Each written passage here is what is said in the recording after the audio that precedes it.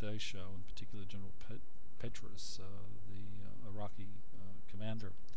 I'm reminded that he said to the senators that war is a linear phenomenon and that it's not simple arithmetic, it's a calculus. My suggestion to you, Senator Obama, and the other senators who are interrogating and questioning him, I shouldn't say interrogating, but questioning him, maybe you should have interrogated him, is to ask him, how good is your calculus? Can you tell us, for example, General, what is the integral calculus and what is the differential calculus of your strategy in the war? And can you differentiate why it is that you come to us with a set of suggestions that are a differential calculus in nature that contradict your original integral calculus in the entrance strategy and confirm the absence of an exit strategy? There seems to be a real confusion in your calculus. Now, could you explain where you learned calculus? And do you know the difference between integral calculus and differential calculus? That would be my suggestion. And now to the relationship of the question of the Iraq War. I agree completely with Senator Obama that this is a war that should never have been waged. And let's get to talkless. This war was waged because Cheney pushed it. And Cheney pushed it because he sold the rubbish to a weak-minded president that the strategic interests of America had to be looked after because of the oil interests in the Middle East, et cetera, et cetera, et cetera. And don't forget, we're talking about a vice president who was the chief executive of Halliburton, which is the largest contractor in the Iraq War.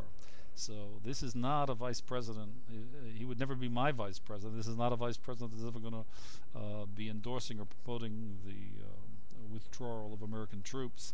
And a metric that should be noted is that Halliburton, his shares are in trust. Last I heard, I don't know whether he sold them since. But Halliburton ran a record 2007. 15.3 billion in revenue. Now hold on to your hats, folks. They turned a net profit of $3.5 billion on 15.5 billion of revenue. Now, folks, if my arithmetic is correct, that's 22.87% net return. That means we're talking about 46 to 48, 49, 50% gross margin of profit. Something is mighty, mighty corrupt in the DOD when Halliburton can make 50%, close to 50% gross profit. And this is the Halliburton that Mr. Dick Cheney was the CEO of before he was the vice president. Frankly, I don't trust this man as far as I could throw the White House.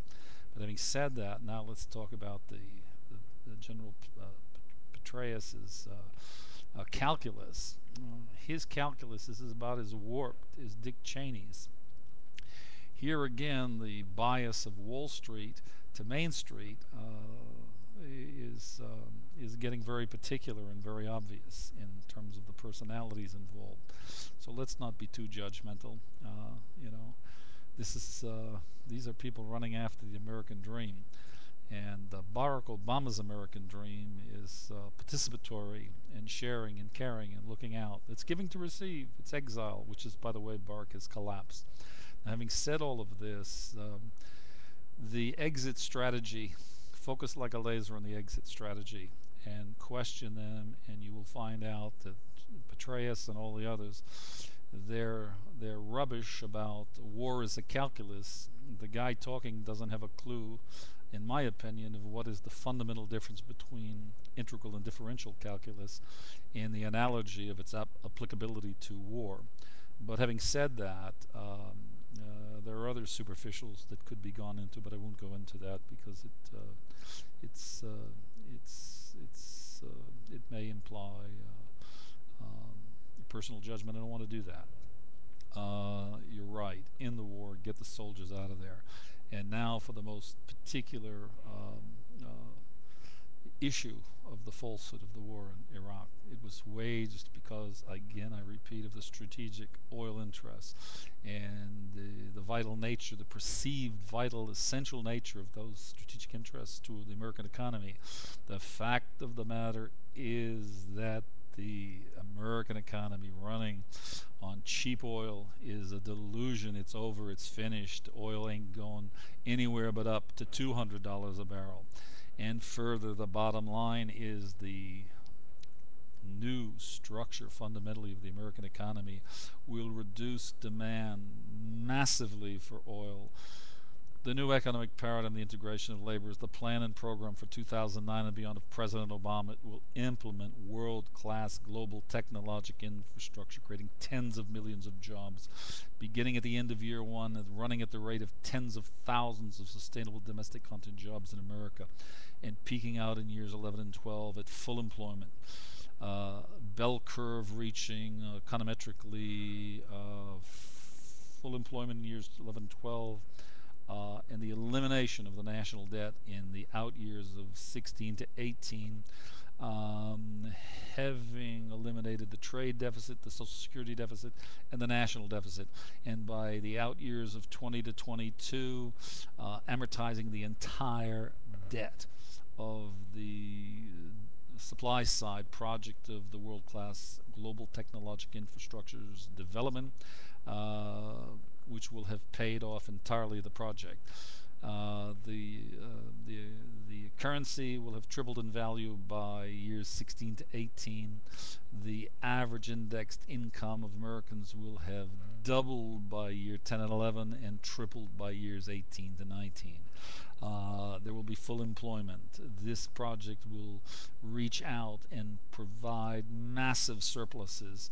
It'll be running at 30 trillion by years 19 through 21. It'll be reaching out to the LDCs with foreign aid, and half of the investment to achieve this project will come from the G9, about 60% to be precise. My blessed friend, about the war in Iraq, it was a losing proposition. It was a stupid logic. It was flawed. Aleph to Tav, and it is still flawed. The oil, we don't need it. We won't need it in the future. And we'll be using less and less and less, and we will go green. And we will go technologic infrastructure, and we will retool and retrain and re-educate the entire workforce in America through 4 generations. And we will be the most competitive economy in the world, and the nonsense of the Iraq war will be a very bad memory. You're correct, Senator Obama. Be tough, be strong, go forward. And John McCain is a well-intended fellow, but he's driving the car in the rearview mirror. And you're right about the fact that he is definitely running for George Bush's 3rd term.